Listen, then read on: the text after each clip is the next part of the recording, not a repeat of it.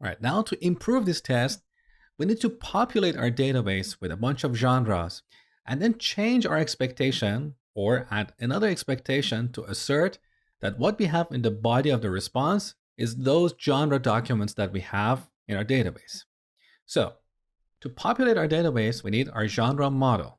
So on the top, let's require it. We have to go 2 levels up, then to the models folder and load the genre module.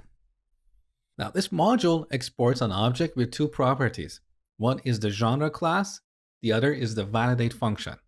So we need to use object destructure syntax to get the genre property. Okay, now back to our test function. Here we call genre.collection.insert many. With this method, we can add multiple documents to MongoDB in one go using one command. So we pass an array of genre objects. One object with the name property set to genre 1. And here's the second one. Note that here I'm not using simple values like A or B, because here we're testing the entire application stack. So our validation functions will kick in and complain that the name of the genre is less than 3 or 5 characters. So back to genre 2. Now this method returns a promise, so we need to await it. All right, now I'm going to add another expectation to assert that response, that body, that length to be 2. So I'm asserting that we have 2 items in this array. Now this is a little bit generic because even if you return an array of numbers here, this test will pass. So ideally we want to make sure that we have this genre object as well as this genre object in the body of the response. But we're going to come back and fix that in a second. So before going any further, let's save the changes. Back in the terminal, we can see both our tests are passing. Beautiful.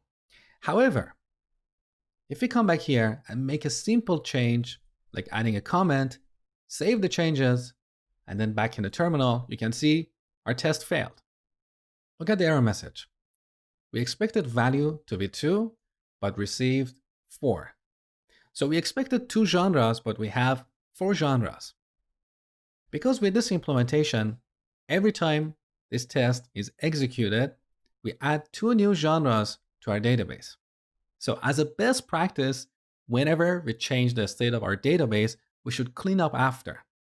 So after we do our assertions, this is where we call genre.remove, pass an empty object as a query object, and this will remove all documents in genres collection. It returns a promise, so we need to await it. However, there is a problem with this implementation.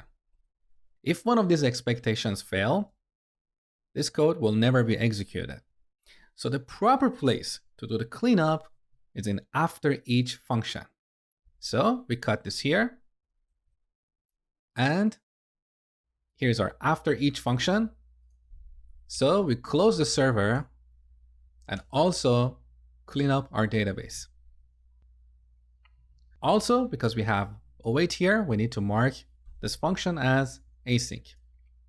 Now let's go to MongoDB Compass. You can see in our test database, the genres collection has 4 documents.